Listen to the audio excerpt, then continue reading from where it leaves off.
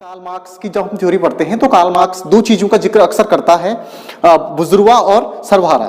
तो बुजुर्वा और सर्वहारा क्या है, इसकी बेसिक थीम क्या है, इसको थोड़ा सा हम समझ लेते हैं। मार्क्स अपने जो सिद्धांत है उनमें दो वर्गों का जिक्र करता है। तो बुजुर्वा क्या है, बुजुर्वा किसे कहते हैं? इसमें मार्क्स की शब्दावली में अगर देखें तो ये पूंजीपति जो वर्ग है उसका पर्याय है, यानी जो बुजुर्वा शब्द है तो मार्क्स बुजुर्वा शब्द किसके लिए यूज कर रहा है? जो पूंजीपति वर्ग है उसके पर्याय के रूप में उसको यूज कर रहा है। आगे क्या है, पूंजीवाद के अंतर्गत यह वर्ग सामाजिक उत्पादन के मुख्य साधन जैसे भूमि, कारखानों और कच्चे माल के स्रोतों इत्यादि पर अपना स्वामित्व और नियंत्रण स्थापित कर लेता है। यानी कि जो बुजुर्गा वर्ग है वो क्या करता है कि सामाजिक उत्पादन के जो भी साधन हैं उन पे अपने अधिपत्य को स्थापित कर लेता है, और अपने अधिपत्य को स्थापित करने के बाद वो क्या करता है, उन पे अपना अधिपत्य स्थापित कर लेता है और उनको अपने नियंत्रण में रखता है। तो इस प्रकार से पूंजीपति वर्ग क्या करता है, समाज में जो भी उत्पादन के जो साधन हैं उन पर अपना अधिपत्य स्थापित वो कर लेता है। उसके साथ साथ निजी लाभ के लिए वो कामगारों के विशाल वर्ग को मजदूरी पे रख करके उसका शोषण करता है। यानी कहने का मतलब ये है कि जब बुजुर्ग वर्ग, जिसको हम कह रहे हैं कि उसने सामाजिक उत्पादन के साधनों को अपने नियंत्रण में रखा हुआ है, तो वो जब सामाजिक उत्पादन के साधन जैसे कारखाने, कच्चा माल हो गया और तुम्हारा कृषि हो गया, जो भी चीजें हैं, तो इनको जब वो अपने नियंत्रण में रखता है तो अपने नियंत्रण में रख करके वो कामगारों से फिर क्या करता है, काम करवाता है, और काम कराने से क्या करता है, उनका शोषण करता है। अब यहाँ पे शोषण कैसे हो रहा है, जो चीजें मेरे पास हैं और मेरे पास उनकी पूरी प्रभुसत्ता है, या कोई चीज मेरे पास है और उसकी पूरी अथॉरिटी मेरे पास है, तो मैं अपनी मर्जी से उस चीज को देना चाहूंगा ना, यानी मैं अपनी मर्जी से उस चीज को दूंगा। तो इसी प्रकार ये भी अपनी मर्जी से उन चीजों को देते हैं और अपने आप अधिक लाभ कमाते हैं और उनको कम लाभ क्या करते हैं, प्रस्तुत करते हैं। तो इस प्रकार से यहाँ पे शोषण, जो कामगार वर्ग है उनका शोषण नितांत इस बुजुर्ग वर्ग के द्वारा किया जाता है। इसकी जो बेसिक थीम है वो अपने व्यक्तिगत हित पे ही आधारित है। तो कहीं ना कहीं बुजुर्ग वर्ग कामगार वर्गों का शोषण करता है, और शोषण वो इसीलिए करता है क्योंकि उत्पादन के साधन पूर्णतः या उत्पादन के साधनों पर पूर्णतः उसका स्वामित्व होता है। इसलिए जब उत्पादन के साधनों पर पूर्ण स्वामित्व उसका होता है तो फिर वो कामगार वर्गों से क्या करता है, अपनी मर्जी से काम कराता है और उनका शोषण करता है। तो इस तरीके से कार्ल मार्क्स इसको शोषण के मुख्य केंद्र के रूप में देख रहा है कि शोषण करने वाला यही वर्ग है जो शोषण करता है। उसके बाद हम अगर सर्वहारा वर्ग की बात करें कार्ल मार्क्स के टर्म में, तो कामगार वर्ग का पर्याय सर्वहारा वर्ग को मानता है कार्ल मार्क्स।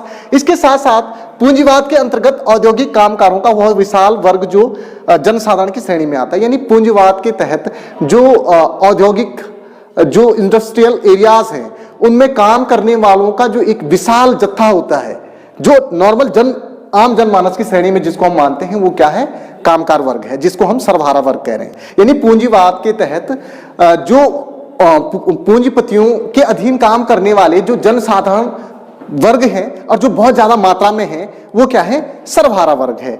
उसके साथ साथ इसके पास कोई निजी संपत्ति नहीं होती है। ये बोल रहा है कि इसके पास कोई निजी संपत्ति नहीं होती है, यह केवल अपनी श्रम शक्ति के बल पे ही अपने जीवन निर्वाह करने के लिए विवश है। यानी जो सर्वहारा वर्ग है उसके पास अपनी कोई निजी संपत्ति नहीं है, उत्पादन के साधनों पर इसका बिल्कुल भी अधिपत्य नहीं है, निजी संपत्ति का अभाव है उसके जीवन में, और अपनी व्यक्तिगत मेहनत के बल पर वो अपने जीवन का निर्वहन करता है। यानी जो मेहनत वो करता है उसी मेहनत के बल पर वो जीता है, उसी मेहनत के बल पर वो अपने जीवन को सर्वाइव करता है। उसके पास अन्यथा इस मेहनत के अलावा कोई भी ऐसा विकल्प नहीं है जिससे वो अपने जीवन को सर्वाइव कर सके। अगर हम बुजुर्ग वर्ग की बात करें तो इनके पास ये मेहनत कम करते हैं क्योंकि ये मेहनत दूसरे से करवाते हैं, और यहाँ ये जो मेहनत कम कर रहे हैं दूसरे से करवाते हैं, उसका शोषण करके जो उसने जो फायदा उठाया है उसका कुछ हिस्सा अपने आप से ले लेते हैं, या उसका कुछ हिस्सा उससे लेकर के अपने स्थिति को सुदृढ़ करते हैं। जबकि सर्वहारा वर्ग क्या करता है, इसके पास कोई ऐसा विकल्प नहीं है, ये जो मेहनत करता है उसी मेहनत के आधार पर ये अपने जीवन को निर्वाह करता है। कहने का मतलब सिंपल से टर्म में अगर आप देखें तो बुजुर्ग वर्ग वो वर्ग जो समाज के उच्च दायरे में है और जिसने कहीं ना कहीं क्या किया है, उत्पादन के साधनों पर अपना अधिपत्य स्थापित किया है। साथ ही साथ उस उत्पादन के साधनों पर अपना अधिपत्य स्थापित करने के बाद उसने कामगार वर्गों का शोषण भी किया है। तो इस तरीके से वो बुजुर्ग वर्ग की श्रेणी में आता है वो वर्ग। वहीं दूसरा वर्ग जो पूंजीवादी व्यवस्था में जो श्रमिक हैं या जो औद्योगिक जो कामगार हैं, तो उन कामगारों के पास कोई निजी संपत्ति नहीं होती है, वो अपनी मेहनत के बल पर ही अपने जीवन को निर्वाह करते हैं, इसके अलावा उनके पास कोई विकल्प नहीं होता है। उनका शोषण नितांत बुजुर्ग वर्ग पूंजीवादी अर्थव्यवस्था में करता है। इस तरीके से ये तुम्हारा सर्वहारा वर्ग है और ये तुम्हारा पूंजीवाद वर्ग है। अब कार्ल मार्क्स यहाँ पे एक चीज और करता है, वर्ग संघर्ष की बात करता है। तो कार्ल मार्क्स वर्ग संघर्ष की बात इन्हीं दो वर्गों के बीच करता है। इसको भी थोड़ा सा समझ लीजिए। बुजुर्ग वर्ग के तहत वो कहता है कि भाई बुजुर्ग वर्ग क्या करता है, जब शोषण करता है तो वो चाहता है कि मजदूरों को वो कम से कम क्या करे, मजदूरी दे, यानी पूंजीपति वर्ग। बुजुर्ग वर्ग का मतलब पूंजीपति वर्ग। तो पूंजीपति वर्ग जब काम करवाता है मजदूरों से तो वो चाहता है कि इनके काम का कम से कम मेहनताना मैं दूं। वही सर्वहारा वर्ग अपने काम का अधिक से अधिक मेहनताना लेना चाहते हैं, यानी उनको वो जो काम कर रहे हैं उसका वो अधिक से अधिक दाम पाना चाहते हैं।